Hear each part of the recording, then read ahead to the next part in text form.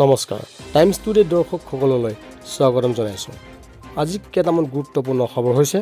যিসকল নতুনকৈ আহিছে তেওঁলোকে চেনেলটো ছাবস্ক্ৰাইব কৰি ল'ব। শেষ নহ'ল বাঘজানবাসীৰ সমস্যা।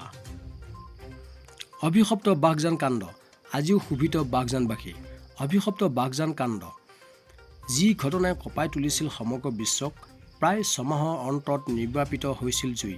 পিছে বাঘজানবাসীৰ মনত আজিও জ্বলি আছে সেই জুই। অইল কৰ্তৃপক্ষৰ আশ্বাস আজিও আশ্বাস হৈয়ে ৰ'ল। বৰ্তমানেও শোভিত বাঘজানবাসী। এইবাৰ লৈছোঁ আন এটা গুৰুত্বপূৰ্ণ খবৰ। নগাঁও আৰক্ষীৰ তৎপৰতাত 4টা চোৰাং গৰু জব্দ। ৰাজ্যত অব্যাহত আছে গৰু চোৰাং সৰবৰাহ। দেওবাৰে নিশা নগাঁৱত জব্দ হ'ল চোৰাংভাৱে সৰবৰাহ কৰা 4টা গৰু। আৰক্ষীয়ে জব্দ কৰে গৰু কঢ়িয়া গাড়ীখনো। এইবাৰ আহিছোঁ আন এটা গুৰুত্বপূৰ্ণ খবৰ। পুনৰ লকডাউন নহয় অসমত। স্বাস্থ্যমন্ত্ৰী কেশৱ মহন্তৰ ঘোষণা। ৰাজ্যত নহয় পুনৰ লকডাউন, কিন্তু ৰাজ্যৰ প্ৰতিজন নাগৰিকৰ ভেকচিন লোৱা আৰু মাস্ক পৰিধান কৰাটো বাধ্যতামূলক কৰিছে ৰাজ্য চৰকাৰ স্বাস্থ্য বিভাগ। শেহতীয়া অসমৰ ক'ভিড পৰিস্থিতিক লৈ সোমবাৰে কলিয়াবৰত সংবাদমেল সম্বোধন কৰে কেশৱ মহন্তই। এবাৰ আহিছোঁ আন এটা গুৰুত্বপূৰ্ণ খবৰ। অখিল আৰু কংগ্ৰেছৰ গৰুৱে গাখীৰ নিদিয়ে। বিজেপিৰ গৰুৱে 26 লিটাৰকৈ গাখীৰ দিয়ে। মৰিয়নীত মুখ্যমন্ত্ৰী হিমন্ত বিশ্ব শৰ্মাৰ মন্তব্য।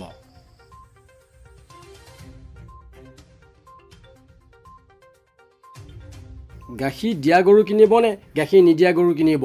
মুখ্যমন্ত্ৰী জ্যোতিষীৰ পিছত মৰিয়নীৰ নিৰ্বাচনী প্ৰচাৰ সভাত গাখীৰ দিয়া নিদিয়া গৰুৰ প্ৰসংগত উলিয়ালে মুখ্যমন্ত্ৰী ডক্টৰ হিমন্ত বিশ্ব শৰ্মাই।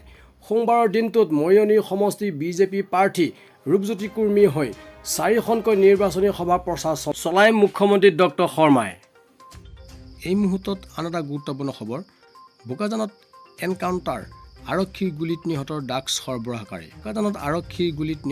সৰবৰাহকাৰী। বোকাজানৰ পুৰণা লাহৰীজানত সংঘটিত হৈছে এই ঘটনা।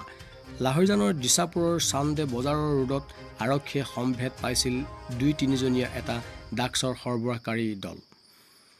আৰক্ষী নাকা তালাচীৰ পৰা আৰক্ষীয়ে গুলীয়াগুলী হয় ড্ৰাগছৰ সৰবৰাহকাৰী দলটোৰ সৈতে।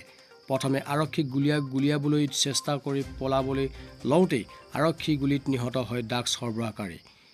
50টা চাবোনৰ বাকচত আনিছিল ড্ৰাগছখিনি, যাৰ বজাৰ মূল্য 4 কোটিৰো অধিক বুলি জানিবলৈ দিয়ে আৰক্ষীয়ে। ইতিমধ্যে আৰক্ষীয়ে 7.65 mm এটা পিষ্টল, 10,000 সজীৱ গুলী আৰু মোবাইল ফোন উদ্ধাৰ কৰিবলৈ সক্ষম হৈছে। নগাঁৱৰ দেৱজিৎ সন্মানিত হ'ল ৰজত বঁটাৰে। ৰাষ্ট্ৰীয় পৰ্যায়ত উজলিল নগাঁৱৰ বহমপুৰৰ সন্তান দেৱজিৎ গায়ন। দেৱজিৎ গায়নে ছবি শব্দ গ্ৰহণৰ বাবে লাভ কৰিছে ৰাষ্ট্ৰীয় পৰ্যায়ৰ সন্মান ৰজত কমল বঁটা। নতুন দিল্লীত অনুষ্ঠিত হোৱা এক গাম্ভীৰ্যপূৰ্ণ অনুষ্ঠানত দেৱজিৎ গায়নক এই বঁটা প্ৰদান কৰে দেশৰ উপ-ৰাষ্ট্ৰপতি ভেংকয়া নাইডুৱে। সাজি চলচ্চিত্ৰ লিডু ছবিখনত লোকেশ্যনৰ ছাউণ্ড ৰেকৰ্ডৰ বাবে বেষ্ট অডিঅ'গ্ৰাফী সন্মান লাভ কৰিছে দেৱজিৎ। এই সন্মানে বহমপুৰৰ লগতে সমগ্ৰ নগাঁওবাসী আনন্দিত কৰিছে। শিল্পী দেৱজিৎ গায়নে জ্যোতিৰ্বিৱৰণৰ পৰা শব্দ গ্ৰহণৰ আনুষ্ঠানিক শিক্ষা গ্ৰহণ কৰি পৰৱৰ্তী সময়ত জড়িত হৈ পৰিছিল ছবি জগতৰ লগত। পুৰণি গুদামৰ চলচ্চিত্ৰ পৰিচালক চন্দ্ৰমুৰুৱে ৰণুৱাৰ বাবে আৰু বহমপুৰৰ দেৱজিৎ গায়নে লিডুৰ শব্দৰ শিতানত ৰজত কমল বঁটা লাভ কৰাৰ বতৰা নিশ্চিতভাৱে মাইলৰ খুঁটি হিচাপে পৰিগণিত হ'ব। বহমপুৰৰ ঘুগুৰৰ গাঁৱৰ দেৱজিতৰ পিতৃ দধিৰাম গায়ন আৰু মাতৃ জুনু গায়ন।